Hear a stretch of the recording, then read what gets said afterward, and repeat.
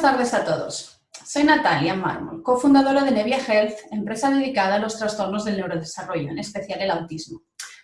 Siguiendo con el ciclo de entrevistas a médicos dedicados al tratamiento de los trastornos del neurodesarrollo y sus comorbilidades, hoy tenemos el placer de poder entrevistar al Dr. José Ignacio Lao, experto en genética.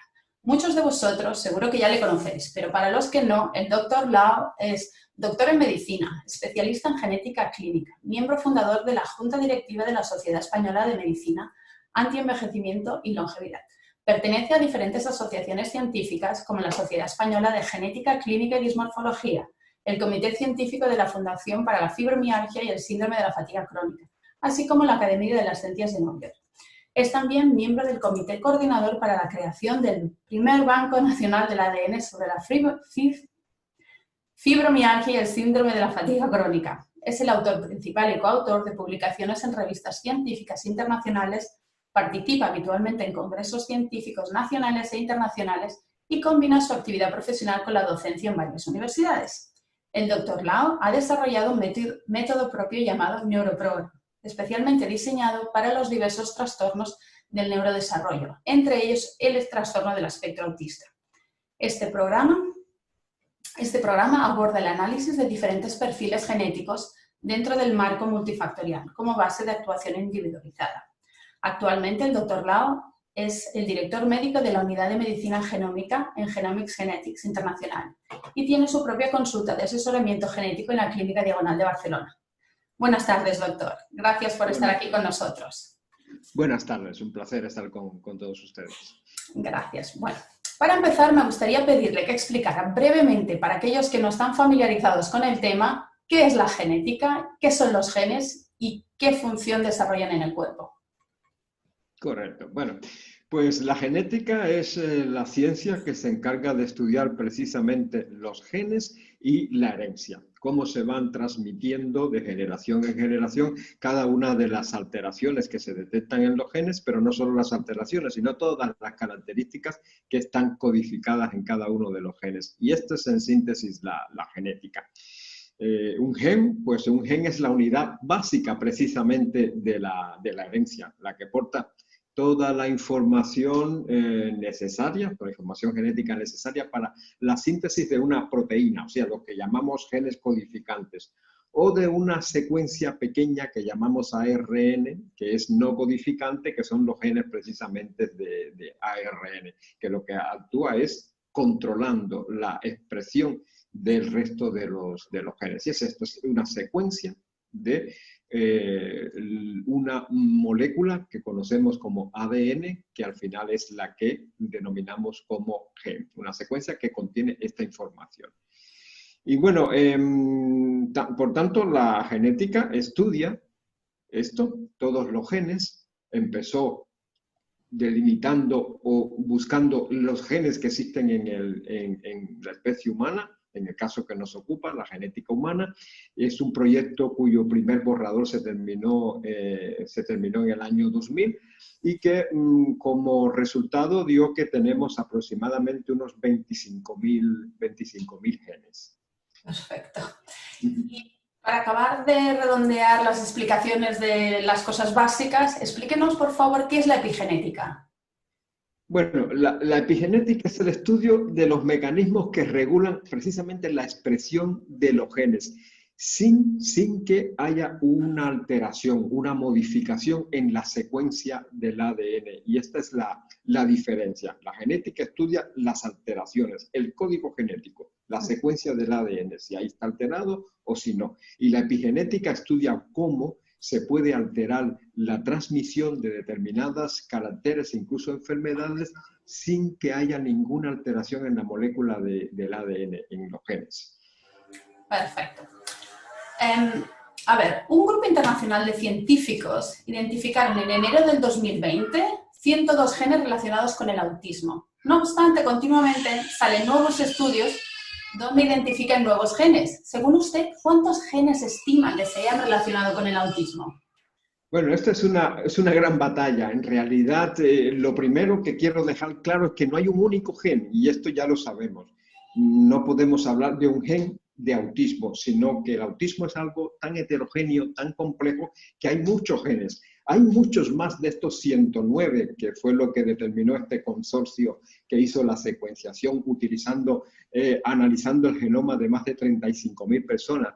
Se supone que hay muchos, pero que todavía tienen el cartelillo, por así decirlo, de genes candidatos. Pero bueno, en este caso, este estudio, con estos 102 genes, pues ha logrado identificar aquellos que, en primer lugar, son genes que intervienen en el proceso de desarrollo del sistema nervioso, muy centrado en esto, y en este sentido no solamente son genes que predisponen al trastorno de espectro autista, sino a otros tipos de trastornos del neurodesarrollo, pero al mismo tiempo ellos trataron entre todos estos genes de delimitar cuáles son los que específicamente podrían asociarse al autismo.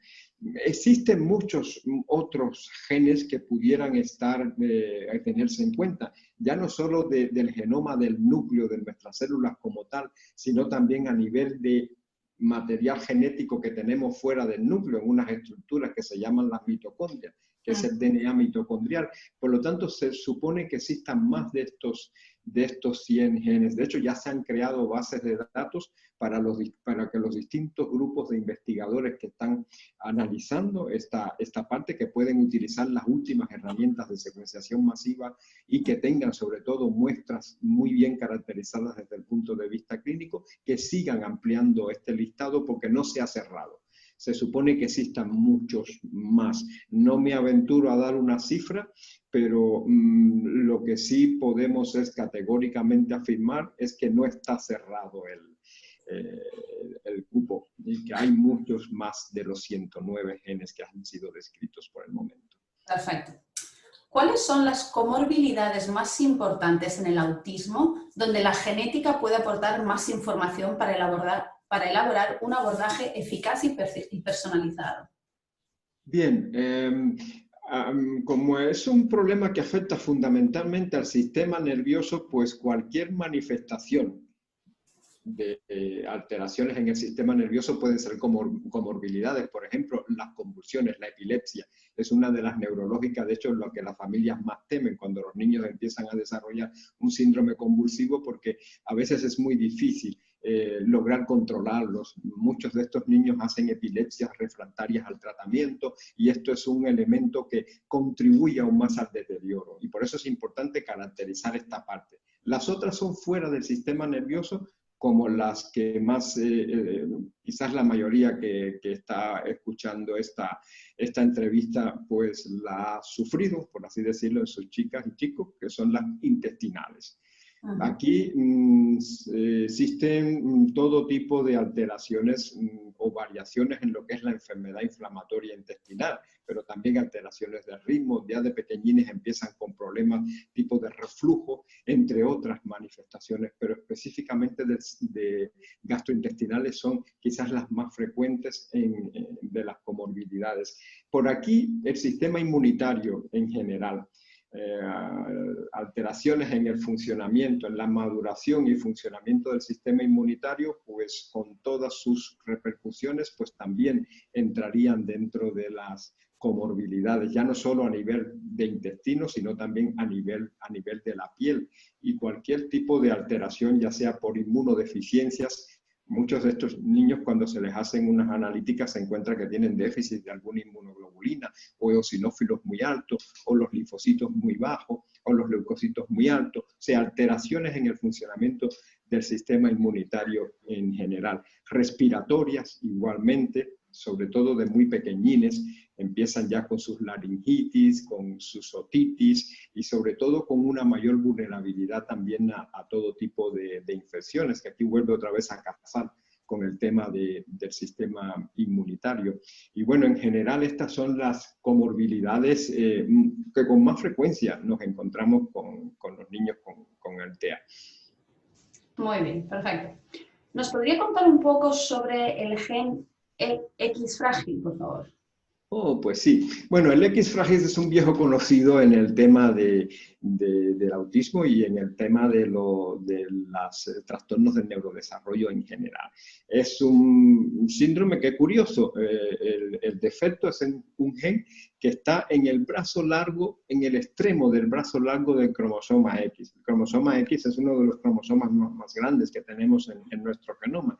Y bueno, como los chicos solamente tienen una X, mientras que las chicas tienen dos, por eso es que cuando afecta la X, en el caso de los varones, son donde más se manifiestan las características. Y por eso es una de los síndromes que tienen discapacidad intelectual, trastorno de espectro autista, más frecuentes en varones. Y es un síndrome que en la base es puramente genética, es una mutación, o la mutación más prevalente es cuando en el código genético, bueno, un poquillo para hablar del código genético en breve. El código genético está compuesto por la sucesión de 4 letras que llamamos bases nitrogenadas: adenina, timina, guanina, citosina. Cada gen tiene una combinación, como un código informático. Un código para dar lugar a una función, como os comentaba al principio. Cuando en el código de este gen, del cromosoma X, que se llama FMR1, está el C con la GG, y estas se repiten. Cuando se repiten de 50 a 200 repeticiones, pues aquí es que podemos empezar a observar algunas características en los casos de X frágil. Las personas o la población normal se dice que tiene menos de 55 de estas repeticiones CGG en el código del gen, que no pasa nada. De hecho, en las distintas poblaciones se ha sacado la media y más o menos la repetición que tienen los individuos normales son entre 53 y muchos 55. Cuando es de 55 a 200, pues es el rango de la premutación. Y aquí es que hay que tener en cuenta las características, lo que se ocupa la genética médica, ver el riesgo que tiene la familia. Si es la madre la que es portadora de la premutación, pues ella va a transmitir el síndrome, el X frágil, a el 50% de su descendencia, de los chicos, ¿no? Que son los que lo van a padecer. Y bueno, las chicas serían portadoras como ella. En el caso del padre, podemos estar tranquilos que no va a haber una transmisión a varón. El padre no da la X al hijo varón, por lo tanto, no va a haber una transmisión en el caso que tenga la premutación el padre. Pero sí se la transmitiría a todas sus hijas, que serían las portadoras de la premutación. En un tiempo, este rango de 55 a 200 se pensaba que, como toda enfermedad recesiva ligada al X, pues no tenía ninguna manifestación, pero ahora se ha visto que sí. En las señoras, por ejemplo, un signo llamativo es el fallo ovárico prematuro, una menopausia muy precoz, alrededor de los 40 años. Ya en una señora que haya tenido una menopausia tan precoz, ya es una luz que se enciende. Ojo, cuidado, puede ser portadora de la premutación. Entre otras cosas, habría que hacerle este estudio. En el caso de los hombres, cuando son portadores, lo que tienen es como un síndrome de ataxia, trastornos de movimiento. Una ataxia se suele manifestar alrededor de los 50 años. También en las mujeres, pero sobre todo es llamativo en los hombres. Y esto es otro signo que llama la atención. El síndrome, el problema con todas las características de discapacidad intelectual, trastorno de espectro autista, entre todo lo que compone el síndrome, se manifiesta cuando la repetición es de 200 en adelante. Y lo que produce este tipo de mutación, lo que produce es que se inactiva una de las proteínas que resulta esencial en el desarrollo del cerebro, en las primeras fases del desarrollo cerebral, sobre todo en la formación de la sinapsis neuronal.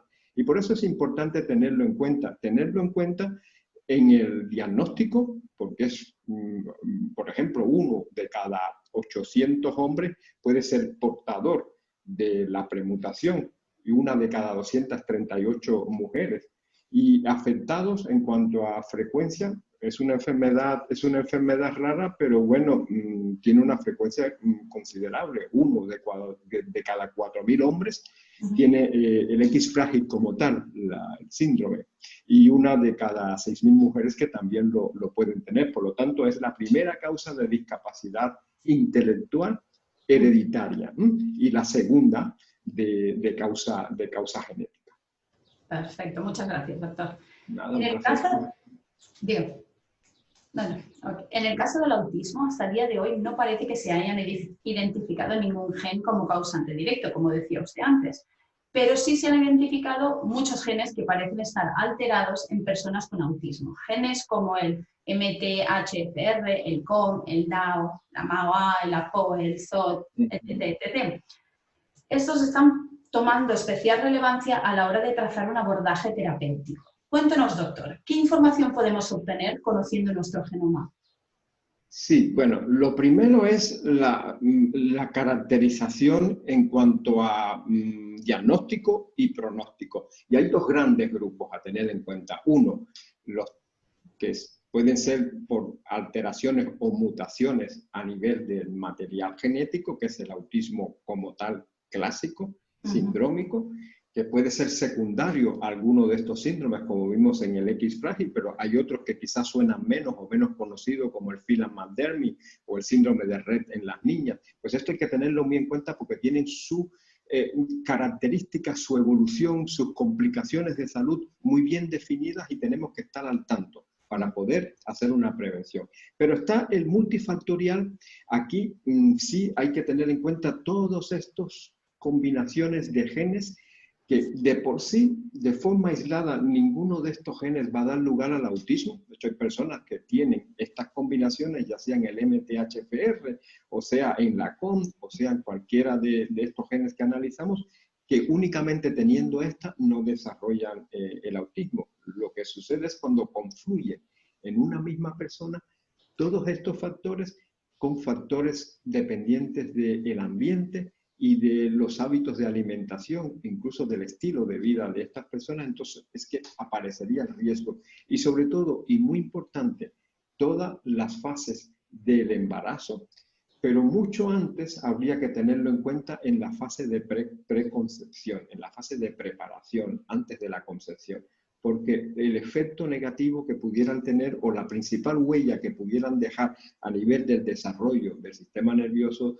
del niño o la niña sería en estas primeras fases, donde si no los controlamos, si no los conocemos a tiempo, no podríamos actuar. Y como bien dices, hay algunos casos, como pueden ser los genes que intervienen en todo este ciclo de la metilación, que son genes que al mismo tiempo, de una forma u otra, están controlando la expresión de otros genes, pues sobre ellos habría que actuar mucho antes de que ocurra la fecundación.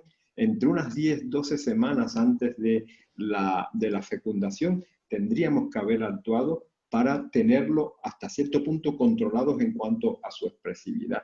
Y muchos de estos genes tendríamos que conocerlos antes, para ir preparando el embarazo y después ir cuidando en cada una de las fases del embarazo cuáles son las medidas más adecuadas a seguir. Perfecto. Una pregunta que a mí particularmente me causa mucha curiosidad. Hay estudios genéticos que reportan genes de novo en algunos casos de autismo. ¿Cómo se explica este hecho y cómo se producen? Para aquellos que no sepan lo que es un gen de novo, le importaría contárnoslo. Sí, bueno, esto ahora con todas las posibilidades de pruebas tan resolutivas que hay de secuenciación masiva, y pues este es uno de los riesgos que se corren, aumenta nuestra posibilidad de diagnosticar a nivel de alteraciones en el DNA. Y muchos de estos informes que recibís, los que os habéis hecho este tipo de pruebas, pues pone esto, de novo. De novo quiere decir que es una alteración o un cambio en la secuencia de un gen en concreto que ocurre únicamente o ha ocurrido únicamente en esta personita y no en el resto de la familia. No se encuentra en el resto de la familia. ¿Y ha ocurrido por qué? Porque lo ha heredado a partir de algún cambio que ocurre en el proceso de formación de los óvulos o de los espermatozoides, de la madre, del padre, o en las primeras fases de división de ese óvulo fecundado. Pues aquí es donde ocurre el cambio, la alteración, y por eso no es hereditario. No es en las células como tal de todo el cuerpo germinales, no tiene un carácter hereditario, sino que ocurre básicamente o primariamente en esta persona, y por esto, porque ocurrió un cambio o la mutación en el espermatozoide o en el óvulo que dio lugar a la fecundación o en las primeras fases de división de ese óvulo fecundado. ¿Y hoy en día tenemos alguna información de por qué ocurren estas mutaciones? Bueno, sobre todo están muy relacionadas, como son accidentes al final, podemos entrar en el terreno o por símil de un accidente, pues todo lo que influye proveniente del ambiente. No obstante, hay un factor importante que es la edad cronológica de los progenitores. Para nadie ya es un secreto porque hay programas como tal por ejemplo, para el síndrome de Down o las alteraciones en los cromosomas, la avanzada edad de la madre. Cuando una señora pasa de 35 años, estadísticamente se ha visto que puede ocurrir uno de estos accidentes, que es que en uno de sus óvulos pues no ha quedado englobado dos representantes de los cromosomas. Bueno, para no liarnos, siempre los cromosomas y la genética la tenemos a pares. Uno que viene por vía materna, uno que viene por vía paterna. Pero tiene que ser constante este número. La especie humana tenemos 46 cromosomas y por eso, para garantizar esto, es que en cada óvulo y en cada espermatozoide este número se ha dividido a la mitad, 23 pares. O sea, tenemos 23 cromosomas de un lado, 23 del otro, para cuando ocurra la fecundación estén los 46. Como a medida que avanza la edad, este mecanismo de división, lo que garantiza esto, puede fallar, está más sujeto a accidentes. Cuando ocurre este fallo en algunos de los cromosomas es que pasa lo de las trisomías, ya sea trisomía del 18, del 21, síndrome de Down, del 13 o las sexuales. Esto es una de las causas, es una de las mutaciones. En el caso del padre también se ha visto que la avanzada edad paterna puede predisponer a los accidentes en el proceso de formación de los espermatozoides, a que falle el material genético y por lo tanto es otro factor de riesgo. Y estos los asociados a la edad. Los otros pueden ser mutagénicos, ya sean agentes tóxicos que estén muy prevalentes o donde vivimos o donde trabajamos.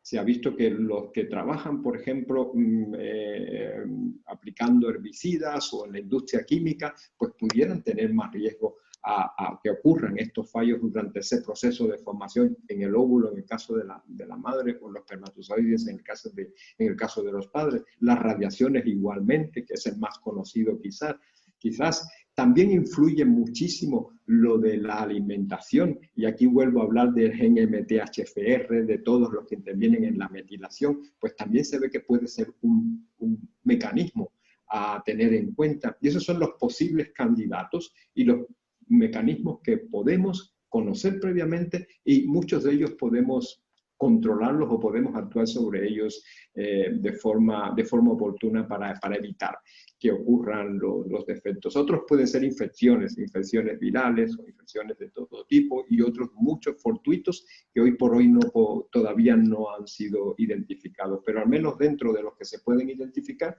pues también conocemos las vías para actuar sobre ellos.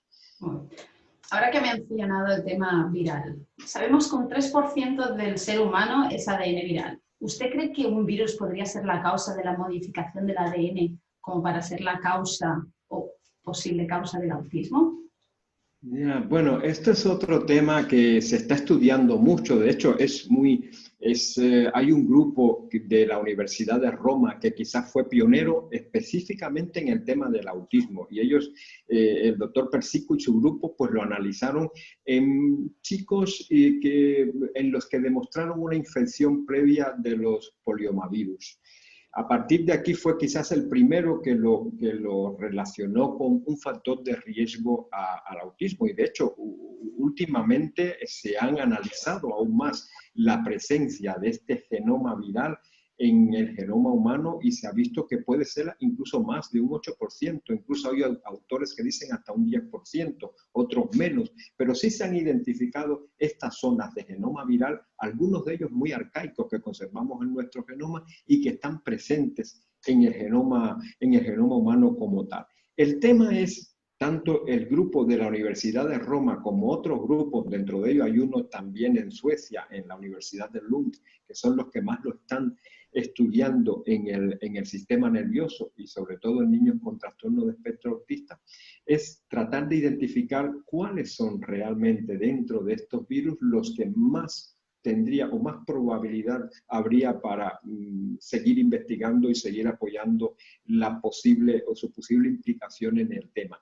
Sí se ha visto que puede ser por dos mecanismos, y esto sí está definido. Uno, porque alteran la respuesta inflamatoria en las primeras fases del embarazo, pueden provocar alteran la respuesta inmune en el organismo de la madre y también la respuesta a nivel inmune de la criatura que se está gestando, sobre todo porque pueden inducir neuroinflamación. Y esto sí está muy estudiado y muy comprobado, es uno de los hechos. De hecho, ahora con todo lo que ha ocurrido con el Zika, el virus del Zika, se están haciendo estudios en distintos países sudamericanos y se ha encontrado que está aumentando la frecuencia de trastorno de espectro autista, entre otras complicaciones, en los casos con infecciones previas del Zika.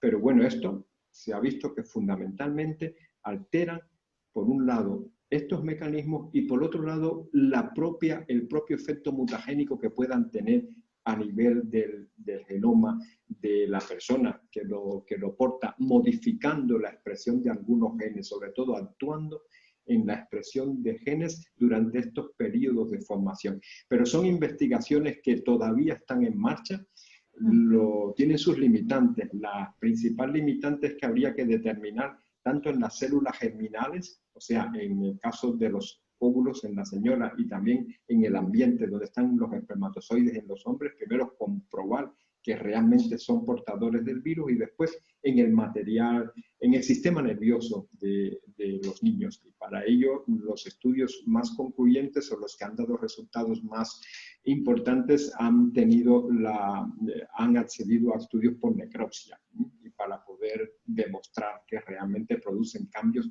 a nivel del sistema nervioso de estas criaturas. Y por esto es que hay una limitación y se va más lento. Lo que sí, para resumir, es un tema que no podemos descartar, que existe la posibilidad, y de hecho hay ya virus como tal, que hay estudios que lo han asociado, ya no solo el poliomavirus, sino también hay un virus que se llama el virus JC, otro el virus BK, el virus del simio, el virus Simian 67, que también aparece en muchos de estos casos, en estos grupos. Sobre todo estos lo han hecho en la Universidad de Lund, el del JC y el BK, y el poliomavirus lo ha hecho en Roma, el grupo de Persico. Pero todavía ellos no han dado conclusiones definitivas, solo dicen que es una cuestión importante a seguir teniendo en cuenta y es una nueva línea que hay para tener en cuenta en algunos casos. Perfecto, pues bueno, seguiremos atentos a cómo evoluciona este tema. Volviendo a lo que comentaba antes sobre la prevalencia entre niños y niñas, ¿qué nos puede explicar sobre la teoría de que tenemos 5 casos de niños autistas por una niña?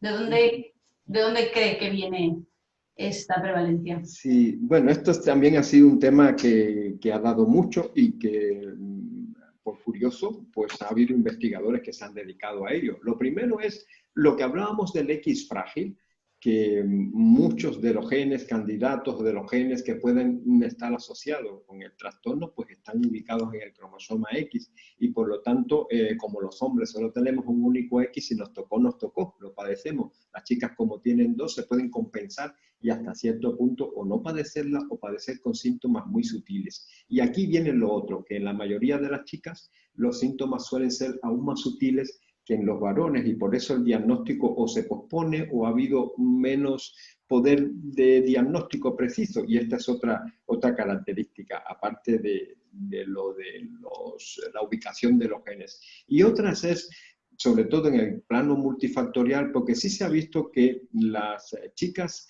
afectadas de trastorno de espectro autista tienen mayor concentración de estas variaciones o combinaciones de alteraciones en los genes que los chicos. Esto quiere decir que en un umbral, las chicas les cuesta más llegar al umbral a partir del cual se manifiesta el autismo, sin embargo los chicos con menos genes lo manifiestan. Y esto ha dado lugar a otra hipótesis que hay, que es de la protección en el sexo femenino. Y es hoy por hoy las tres explicaciones más contundentes o más objetivas que hay. Ubicación de genes, en el cromosoma X, el que nos distingue en sexo, los signos y síntomas que suelen ser más sutiles en las chicas que en los chicos, y el umbral a partir del cual suele aparecer, el umbral de contribución genética a partir del cual suele aparecer, que es mayor en las chicas que en los chicos. Los chicos con menos pool de genes, pues lo manifiestan con más facilidad que las chicas. Perfecto. Existen estudios que corroboran que un cambio significativo en la composición de la microbiota afecta el comportamiento y funcionamiento cerebral. ¿Qué cambios epigenéticos ocurren y cómo puede influir tanto el ADN bacteriano en el ADN humano tras un trasplante de microbiota? Sí, bueno, el tema de la microbiota es otro tema que actualmente también está todavía investigándose, pero hay mucho avanzado. Y sí se ha visto que fundamentalmente a nivel de inflamación. Se ve que la inflamación o los mecanismos que intervienen en la inflamación, sobre todo la neuroinflamación, son relevantes en las causas o en la aparición del trastorno de espectro autista. Y sobre todo dentro de los que tienen estas comorbilidades o estas alteraciones a nivel intestinal. Y sí se ha visto que el genoma de todos los microorganismos que tenemos conviviendo con nosotros, pues cuenta y es mucho más que el propio genoma nuestro. Existen muchos genes que se expresan, cuyos productos se están expresando también en nuestro organismo, pero no producidos por nuestro genoma, el genoma que tenemos en nuestras células. Y estos productos son capaces de actuar sobre la expresión de nuestros propios genes.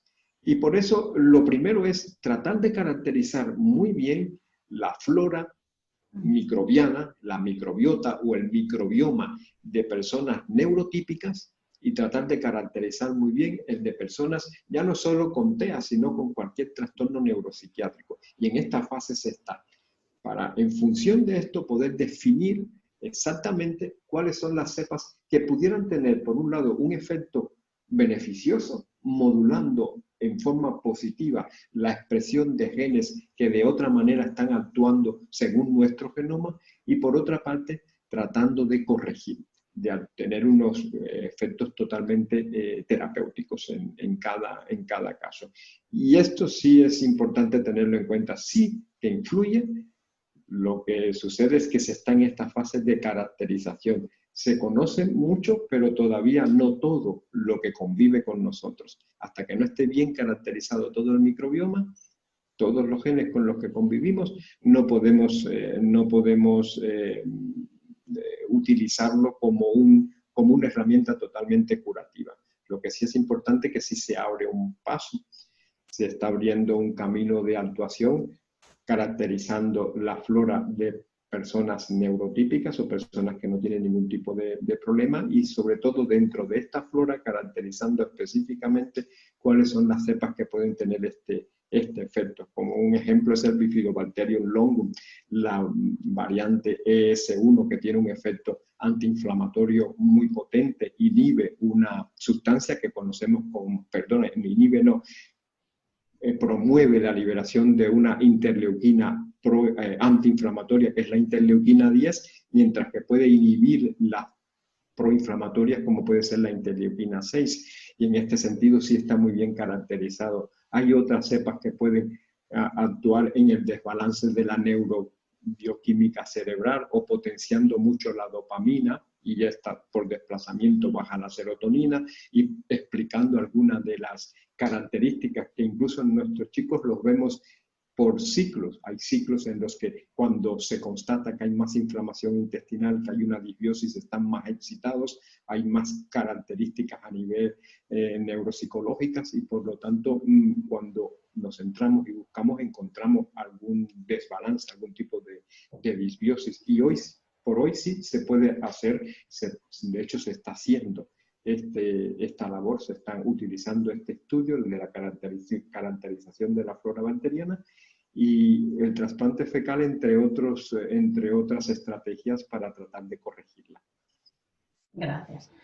Es común en los niños TEA encontrar genes alterados que modulan la recepción de la serotonina y la dopamina. ¿Podría explicarnos qué es un gen de actividad rápida y un gen de actividad lenta? por favor. Sí, bueno, los genes codifican proteínas y en este caso de las proteínas podemos tener dos tipos, las constitucionales, las que dan lugar a hueso, músculo, o las funcionales, que son las que llamamos enzimas. Cuando la combinación de uno de estos genes hace que esta enzima funcione de forma muy rápida, tanto que agota la sustancia que va a metabolizar, pues este es el gen de funcionamiento rápido. Un ejemplo que utilizamos mucho y que nos centramos mucho es en el control de la dopamina en la corteza prefrontal. Cuando el gen que codifica una enzima que se llama enzima catecol-ortometiltransferasa, que es la que regula la dopamina, va muy rápido, pues estos nenes degradan con mucha rapidez la dopamina, les falla la dopamina y por eso es que suelen tener estos déficits de atención, problemas de memoria, problemas de concentración, incluso déficit a nivel motor. Cuando es la variante lenta ocurre todo lo contrario, la enzima va más lenta, por lo tanto degrada con menos velocidad la dopamina y la dopamina tiende a elevarse, tiende a acumularse. Estos son los casos en los que ocurre lo contrario.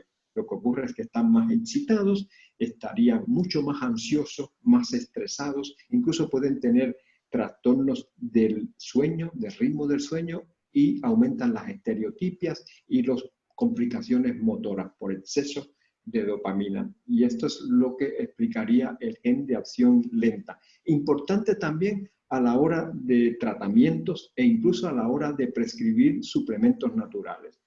Los nenes que tienen la combinación que da lugar a la actividad rápida, pues se benefician mucho de potenciar la dopamina.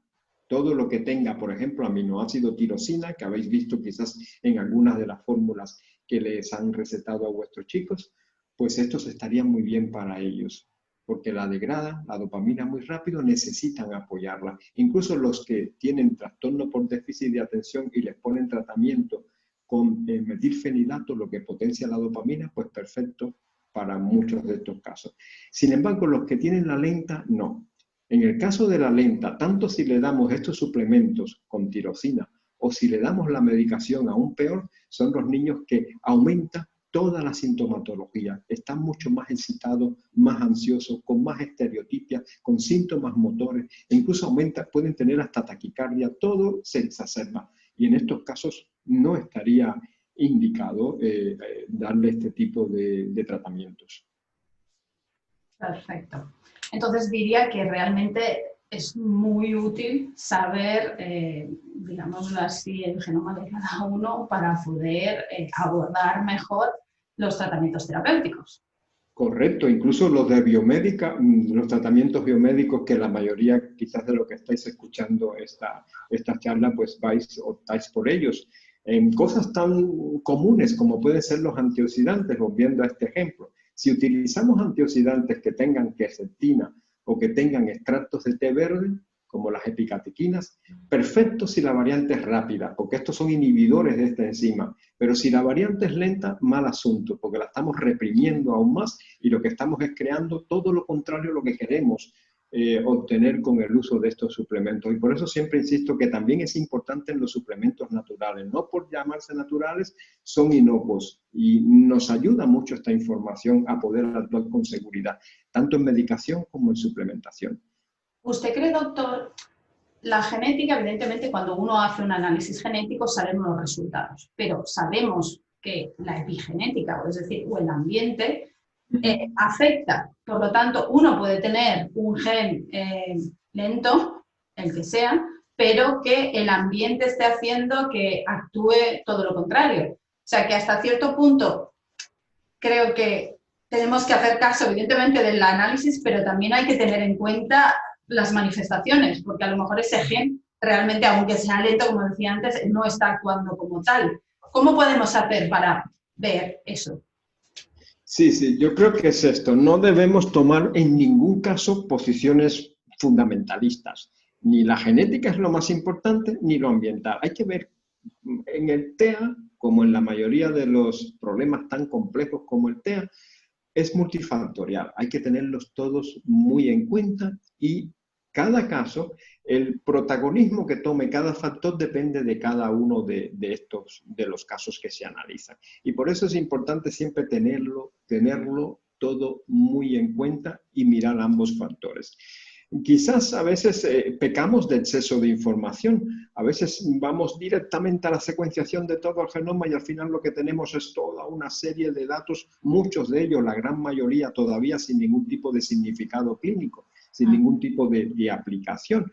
Pues para nada esto es aconsejable. Siempre es importante tener la información, pero la información que se precisa para ir elaborando los protocolos paso por paso. Y estos protocolos también pueden cambiar. No es lo mismo hacerlo en un nene recién nacido, o un nene que se está gestando, o una pareja que quiere tener descendencia, o un niño según la etapa de desarrollo en el cual los estamos analizando. Y en cada uno de ellos es importante y nunca olvidarse de todo lo que conocemos que a nivel de expresión de los genes, la epigenética, como bien mencionas, puede influir en la expresividad del genoma, independientemente del genoma que le haya tocado a la criatura. En el caso de estos de polimorfismo genético, pues esto no es una condena cuando tiene estas combinaciones, para nada. Lo importante es conocerlo para actuar a tiempo y que no actúen de forma negativa, modificando lo que sí podemos modificar, que son estos factores dependientes del ambiente, incluyendo la alimentación, pero también la suplementación o los tratamientos. Ya tenemos en función de esa combinación en qué casos sí podemos utilizar qué tratamiento y en cuál no, o incluso el tema que hablábamos ahorita de la disbiosis y la microbiota intestinal. Cuando se tengan en cuenta todos estos factores, cuando se pongan en cada individuo, en cada caso, en una balanza y veamos en cuál predomina o en cuál tendrá mayor protagonismo uno u otro, que siempre es en una consulta y con una buena valoración clínica por parte de profesionales capaces de interpretar ambos factores, pues entonces que lo vamos a utilizar de forma objetiva y sobre todo de forma que tenga una repercusión clínico-práctica y una repercusión que las familias las puedan valorar y les pueda resultar de utilidad para la compensación de sus casos. Perfecto. Entonces, para que todo el mundo le quede claro, la actividad de los genes se puede mejorar a través de las intervenciones terapéuticas, a través de la dieta, la reducción de los tóxicos ambientales, la reducción de los estresores.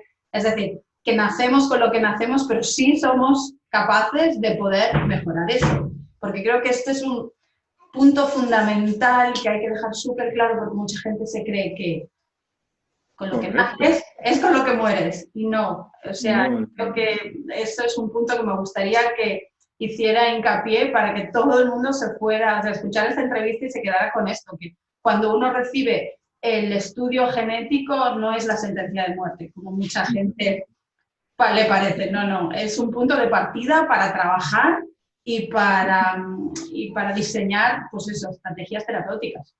Y sobre todo es esto, identificar las dianas sobre las que actuar. Y no solo en los casos multifactoriales, incluso en los casos sindrómicos, que la mayoría de la gente se les cae al mundo encima cuando le dan este diagnóstico. De hecho, uno de los tratamientos más prometedores que se están ensayando, que están en ensayos clínicos ahora para el X frágil, se basa precisamente en un suplemento, en suplementos naturales que estimulan la capacidad de contrarrestar el estrés oxidativo. Ya está en las últimas fases este tratamiento. En el caso de en el Massachusetts General Hospital y en Mount Sinai hicieron un estudio con un extracto del brócoli y específicamente en el trastorno de espectro autista, incluyendo también casos sindrómicos. O sea que la genética es lo que nos ha tocado, pero afortunadamente ahora está avanzándose mucho en las ómicas. Por eso preferimos, más que hablar de medicina genética, de medicina genómica. Quizás hasta los 90, 2000 era medicina genética y aquí sí es lo que dices. Era una información, una mutación o una alteración genética y era nada que hacer. De hecho, los genetistas le llamaban el médico de bata negra. Daba la mala noticia. Pero a partir de las ómicas, que se fue desarrollando lo que se llama la proteómica, la transcriptómica, la metabolómica, la epigenómica, pues nos ha dado herramientas para modular la expresión de estos genes. En unos casos más fácil que otros, pero imposible en ninguno. Y esto es quizás lo principal a tener en cuenta y con lo que quiero que os quedéis todos. Vale. Una cosa siguiendo con este tema, que es muy amplia, o sea, que no espero una respuesta, pero ¿qué opina usted de la edición genética y qué posibilidades nos puede traer en el caso del autismo? Perdona, si me repites la pregunta que no escuché. Digo que hablando de bueno, genes, mutaciones y demás, me ha venido a la cabeza lo que es la edición genética. Entonces, aun siendo un tema muy controversial porque, bueno, hay un tema ético de por medio, pero que siempre nos preguntamos que si uno en realidad tiene una alteración genética, ¿qué puede hoy en día con técnicas como el CRISPR, qué se podría hacer o cómo eso podría mejorar a aquellas personas, pues eso, que tienen un problema genético y un poco eso. Bueno, correcto, como dices, cuando hay un problema, una enfermedad, pues aquí la ética lo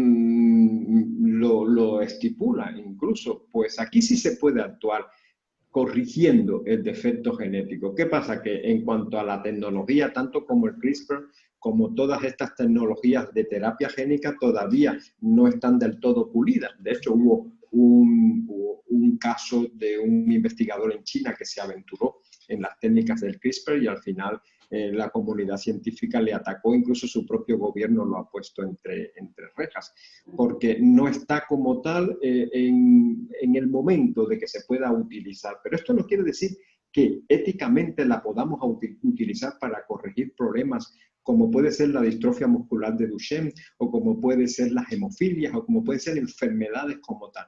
Para lo que no se debe utilizar, y la mayoría de los países están de acuerdo y lo han firmado por convenio, es para la genética perfectiva, para hacer cada vez una raza más superior, más perfecta. Para esto no, pero para ponerle control a las enfermedades, esto sí.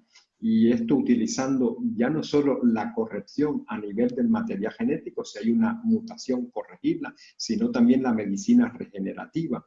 Ahora ya se pueden utilizar células adultas extraídas de la piel, por ejemplo, de cualquier persona adulta. Hay una técnica, una tecnología que permite revertirlas y llevarlas a las células madres. Y a partir de aquí, si a estas células madres ya se le inserta la corrección a nivel de la mutación en determinada enfermedad, pues cómo no utilizarla con fines curativos. Es menos agresivo, por así decirlo, y está mejor visto, ya no solo desde el punto de vista ético, sino también religioso, que lo que ahora se puede hacer como en el diagnóstico prenatal, que es evitarlo con un aborto. Uh-huh. Gracias. Ya sé que es un tema que podríamos pasarnos aquí. Sí, pero en el que se está trabajando y se va por buen camino, y eso es bueno saberlo también. Perfecto. Entonces, quería preguntarle, en su práctica clínica, ¿qué estrategias terapéuticas propone usted a sus pacientes autistas para modular esta actividad de los genes alterados? Sí, bueno, lo primero yo siempre parto de estos estudios, aparte de una buena valoración, una buena historia, ubicarme en el caso, pues un estudio el que le corresponda. Si hay algún caso que veo que clínicamente indica la sospecha de algún síndrome, pues primero vamos a buscar la técnica más aconsejable para llegar a este diagnóstico. Pero en todos los casos, tengan o no tengan síndrome, voy al análisis de lo que es la variante o el escenario genómico. Todos estos polimorfismos genéticos que intervienen en el metabolismo, en las capacidades metabólicas de esta persona, tanto a nivel del sistema inmunitario como en el procesamiento de todos tipos de vitaminas, incluyendo todo el ciclo de la metilación, como genes que están ubicados en el cromosoma 7, que se ha visto que tienen mucho que ver con la plasticidad sináptica, con la capacidad que tenga este niño o que ha tenido durante su desarrollo para formar conexiones entre sus neuronas y sobre todo el lenguaje. Esto me ubica en qué casos habría que tener más serio o habría que considerar con mayor seriedad el problema de retraso en la adquisición del lenguaje, incluso de desarrollo del lenguaje, porque son genes que tienen que ver con esto, que curiosamente uno de ellos también tiene que ver con la salud intestinal. Y cada una, como vemos, son distintas vías en las que tampoco pierdo de vista la farmacogenética. Por si este niño o si esta niña en algún momento se le indica algún fármaco, pues saber, en primer lugar, cuál sí, cuál no, y dentro de los que sí, cuál es la dosis en la que se pueden mover para garantizar la eficacia, pero sobre todo la seguridad. Teniendo todo esto en cuenta, pues la estrategia preferible que tenemos es la de actuar modulando los hábitos nutricionales. Tampoco estoy de acuerdo en estas dietas de moda o dietas únicas. En realidad todo hace falta. En la naturaleza, todo lo que tenemos, de lo que nos hemos alimentado, todo es necesario para mantener en equilibrio nuestro organismo.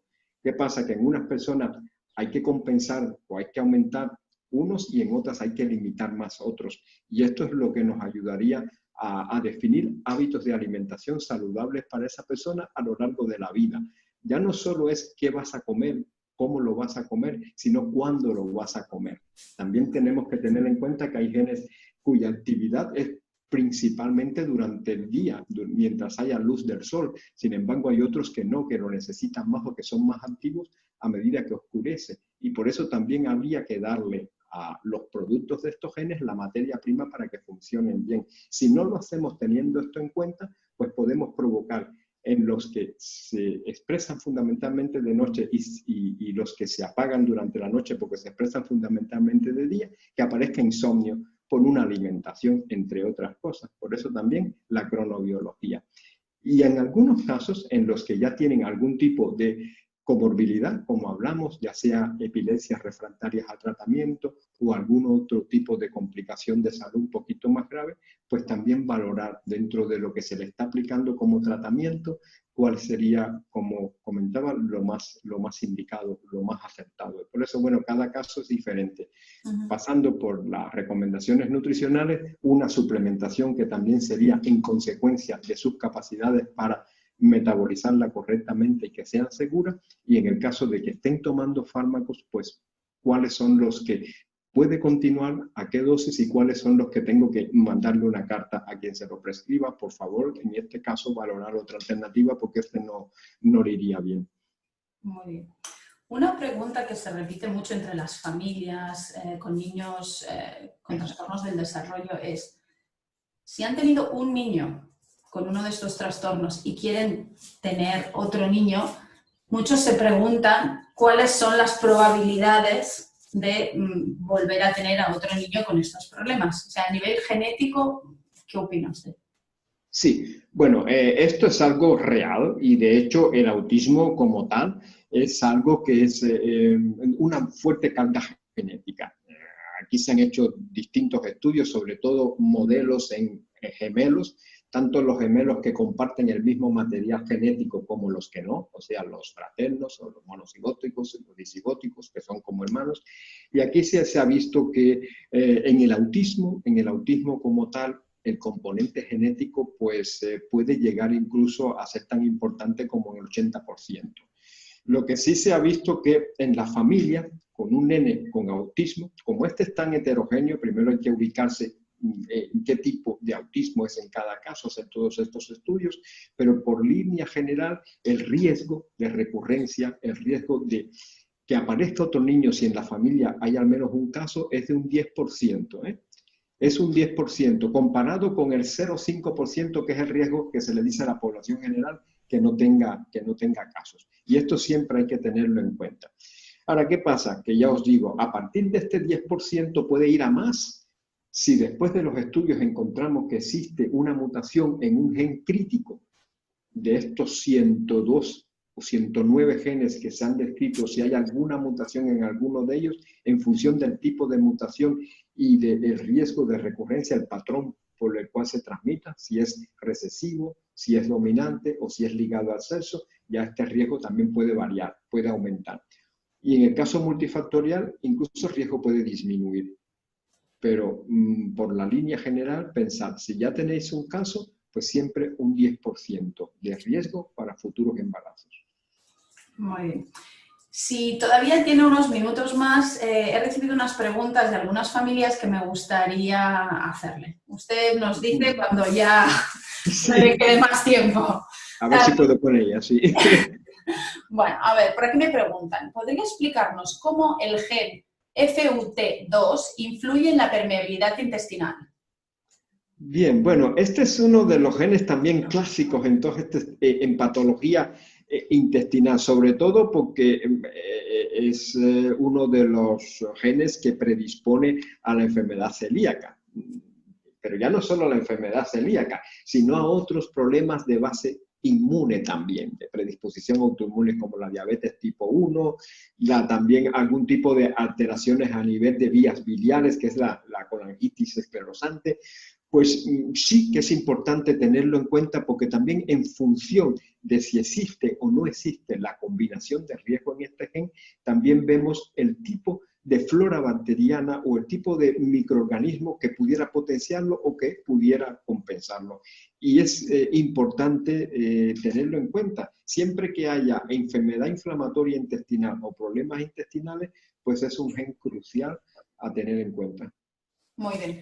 Otra de las grandes preguntas que nos hacemos muchos de los que somos usuarios de los test genéticos es las diferencias entre lo que sería un test del genoma completo, un test del exoma, un test tipo como estos que se han popularizado mucho como el 23andMe. ¿Nos podría contar un poco las diferencias? Bueno, sí, en realidad el genoma, los que secuencian el genoma completo es todo el genoma en teoría que mirarían, tanto aquellas regiones que dan lugar a proteínas como las que no. Los que van al exoma únicamente miran aquellas secuencias que se codifican a proteínas. Es esta la primera diferencia. ¿Qué sucede? Que el 90% de las enfermedades de base genética se pueden explicar por alteraciones en esta parte, en la parte del exoma, de los exomas, de lo que da lugar a síntesis de una proteína, ya sea una proteína constitucional o un enzima. Y por eso, en casos en los que se sospeche un componente genético importante, que se sospeche un riesgo muy, muy superior a este 10%, porque hay algunos otros rasgos o antecedentes en la familia que así permiten sospecharlo, pues lo indicado para ahorrar tanto en tiempo como el coste es al exoma en primer lugar. Si a nivel del exoma no hay nada, pues entonces que se va a ampliar a todo el genoma mirando estas secuencias no codificantes. Y si a nivel del genoma y del exoma no aparece nada, un resultado que diga que no haya un cambio o que los cambios no puedan justificar el cuadro clínico tampoco es del todo concluyente a la luz de lo que se conoce en la actualidad. Y esto es lo que es tan discutido y tan discutible. De hecho, hace poco, a principios de año, hubo la primera conferencia internacional en enfermedades raras y este fue un tema de debate. Es tanto el poder de detención de estas técnicas que se está generando mucha información, muchos cambios que no están descritos todavía y que no hay suficientes casos como para decir que realmente expliquen o no expliquen la enfermedad. Por eso lo que yo sí recomiendo es que jamás irnos a un test porque nos lo promueve un laboratorio, porque veamos que sale por internet, para nada, porque esto lo que puede es liarnos más con más información y una información que muy poca gente nos sabrá interpretar. Lo mejor es siempre ir a un servicio donde haya un médico y sobre todo un genetista clínico que os ayude, que os lleve de la mano, porque no solamente es importante la información, que la es, llegar o no llegar al diagnóstico, sino sobre todo qué hacer con esa información. Y hay que tener en cuenta que la mayoría de los resultados que nos van a dar, si ya te has hecho o los que lo han hecho, verás que dice variante de significado incierto y siempre pone a la luz de los conocimientos de la literatura actual, no hay datos suficientes como para decir o negar que sea un cambio patogénico. A veces hay formas de un poco tener más información, que es hacer el análisis en trío, y esto es recomendable siempre, hacerle a la criatura, a la madre, al padre, pero aún así vamos a encontrar con muchas de estas variaciones del código genético que hoy por hoy no tienen ningún tipo de traducción.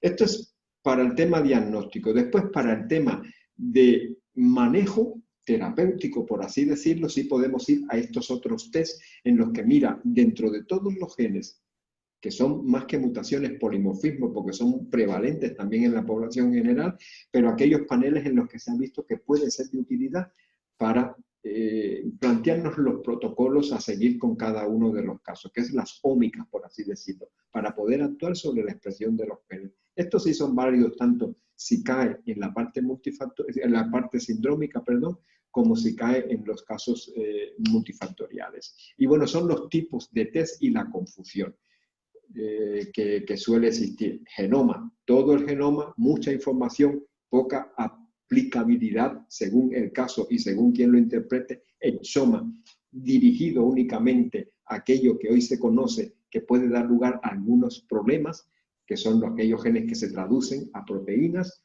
y los test de polimorfismo genéticos en función de las zonas y de cómo los tengan integrados, nos darían información sobre cómo actuar en cada caso. Muy bien. Entonces, usted entiendo que lo que usted hace en su clínica es hacer paneles, que sería ya más directamente ir a buscar aquellos genes que usted quiere encontrar. ¿Sería así? Correcto, incluidos los de pronóstico, y aquí está todo el tema de capacidad de formación de sinapsis, que tiene que ver tanto en el desarrollo embrionario como en toda la vida del niño. Pronóstico, algunos que determinan que si hay algún tipo de problema que afecta al sistema nervioso puede haber secuelas, como puede ser la aparición de algún tipo de convulsión alrededor de la adolescencia o secuelas de otro tipo, sobre todo a nivel neurológico. Otro sería un panel que tiene que ver con la metilación, con todo el ciclo, ya no solo la metilente-tetrahidro, sino otros polimorfismos en otros genes que van a determinar en qué caso utilizar qué tipo de compuestos, si los metilados, los no metilados, si la betaína, qué utilizar para que para que cumpla su efecto de corregir este ciclo que es vital para la expresión del resto de los genes, sobre todo que no tenga efectos secundarios a largo plazo. Porque la metilación es un mecanismo de lo que hablamos, de la epigenética, de control de encendido y apagado de genes. Y si nos pasamos en uno en un sentido o nos quedamos cortos en otro, pues estamos alterando también el patrón epigenético a largo plazo. Lo otro es sistema inmunitario. ¿Cómo responde el sistema inmunitario de cada niño? Y sobre todo, ¿qué predisposición tiene a la inflamación? Si es una predisposición exagerada a que las interleuquinas o estas sustancias proinflamatorias estén en exceso, en su caso, de hecho hay niños que ya cuando recibo el resultado ya se ha constatado porque hacen picos de fiebre, a veces de causa inexplicable, y es que estas sustancias se le llaman también pirógenos naturales. Si ya de por sí, por su genética, tiende a tenerlas elevadas, pues son casos en los que todo lo que dé lugar a inflamación en exceso, pues le puede pasar y tenemos que actuar. Por lo tanto, sistema inmunitario, sistema de detoxificación hepática, de fase 1, fase 2, muy importante mirarlos todos, porque también en equilibrio. Lo que os comentaba, en algunos casos está bien la quercetina, los extractos de té verde, pero en otros casos no. Hay que tenerlo en cuenta. En uno la superóxido dismutasa, en otros no. Hay que mirarlos ambos para poder prescribir exactamente en cada caso que tiene. Y también el tema de la neurobioquímica, muy importante. Equilibrio, dopamina, serotonina. El eje inhibitorio, el eje excitatorio, que es crucial en el trastorno de espectro autista, con todas las vías, desde cómo se produce, cómo se transportan los receptores en el sistema nervioso y cómo se eliminan. Y en función de dónde esté la problemática, pues actuar. Y también el tema, cómo no, de la farmacogenética, porque en cualquier momento nos pueden prescribir desde un paracetamol a un ibuprofeno o algún otro fármaco más especializado, pues saber cuál sí, cuál no, y dentro de los que sí, cuál es la dosis en la que me puedo mover con seguridad. Y con toda esta información, confeccionar un plan que va desde la alimentación, que ya digo, no es una dieta, sino recomendaciones nutricionales de lunes a domingo, de la mañana a la noche, la suplementación que requiere cada caso y en los que lleven tratamiento con cuál continuar y cuál es en ningún caso utilizar. Muy bien. Y ahora un poco una pregunta trampa. ¿Por qué algunos médicos no reconocen la utilidad de los exámenes o de los estudios genéticos? Bueno, esto tiene varias explicaciones. La primera, y vamos a hablar sin tapujos, es porque la mayoría de los médicos que están ejerciendo hoy nos hemos formado sin la genética. No está la genética. Para poder utilizar esto, entenderlo, comprenderlo y sobre todo transmitirlo, hay que tener conocimiento. Y esto ha quedado de las ganas que le haya puesto cada uno al tema. Hay algunos que prefieren pasar de ella porque no están por la labor de ponerse a estudiar, y otros que sí se ponen a estudiar, pero piensan que como esto es algo que va avanzando cada día más y con un ritmo cada vez más importante, pues creen que no van a llegar. Y desgraciadamente en España especialmente es el único país de la Unión Europea y quizás uno de los únicos a nivel del mundo que se llama mundo desarrollado que no ha incorporado todavía la genética clínica dentro de sus programas o su plan de especialidades médicas, que esto es una vergüenza. Por lo tanto, esto es una ignorancia por parte de quienes tienen que trabajar con la información.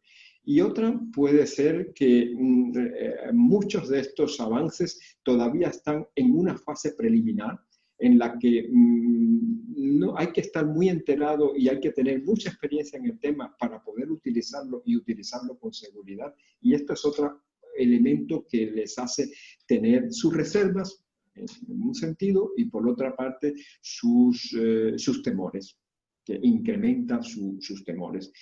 Y la mayoría de las personas, desgraciadamente, ante la ignorancia, la principal postura es la defensiva. Pues esto no, esto o no funciona, o no existe, o todavía es investigación, o no, esto a mí no me va a cambiar mi forma de actuar.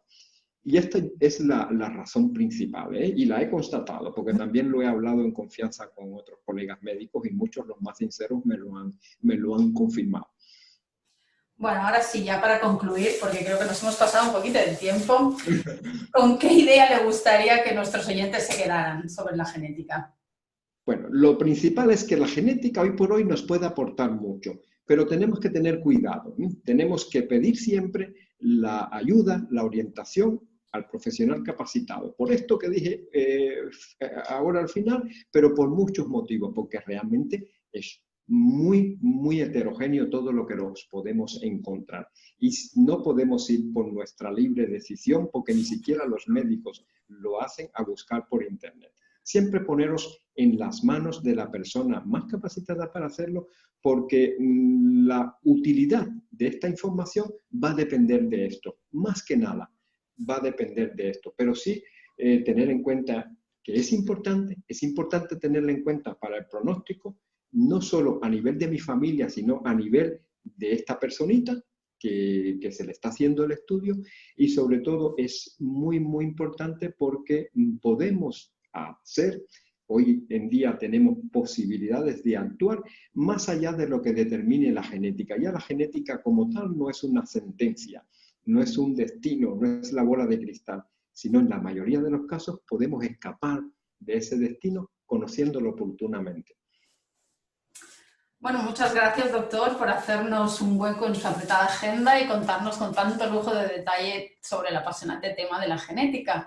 Y muchas gracias a todos los que nos estáis siguiendo en nuestro canal de YouTube. En él encontraréis todas las entrevistas que hemos realizado hasta ahora, así como las conferencias. Si no lo habéis hecho ya, por favor, registraros en nuestro canal.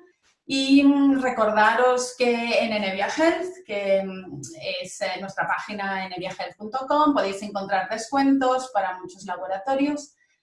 Os animo a que entréis dentro de nuestra página y veáis todo el contenido que tenemos allí. Doctor, muchísimas gracias tenerle aquí. Siempre un placer hablar con usted. Así que nada, esperemos que nos podamos encontrar otra vez. Muchas gracias, doctor. El placer ha sido mío. Un abrazo a todos. Gracias. Adiós, buenas tardes.